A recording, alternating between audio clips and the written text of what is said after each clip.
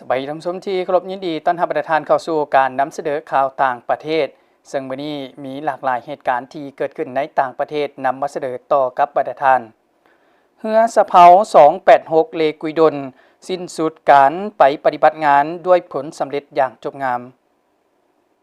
ตอนบ่ายวันที่8มิถุนายนเรือสะเพา286เลกุยดลพร้อมด้วยคณะปฏิบัติงานทหารเรือกองทัพประชาชนเวียดนาม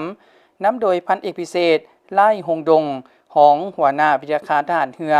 ได้เข้าเทียบท่าอยู่ยาจางสิ้นสุดการเคลื่อนไหวเยี่ยมยามอยู่ต่างประเทศ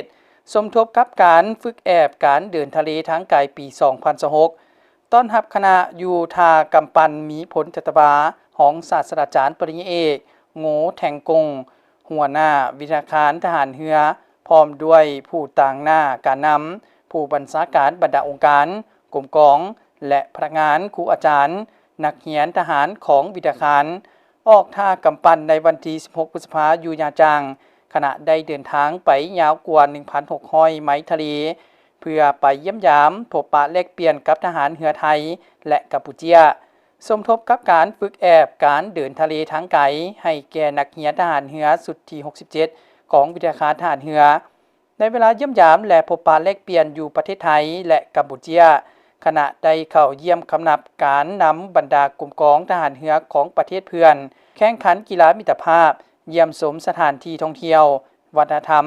และศาสนาอยู่ท้องถิ่นจำนวนหนึ่งจัดตั้งงานเลี้ยงต้อนรับในกำปั้นการเคลื่อนไหวของคณะได้สร้างความประทับใจให้แก่ชาวเวียดนามว่ารวมทหารเรือกองทัพประชาชนเวียดนามว่าเฉพาะประกอบส่วนเพิ่มทวีการพัวพันมิตรภาพการร่วมมือความเข้าใจและไว้เนื้อเชื่อใจซึ่งกันและกัน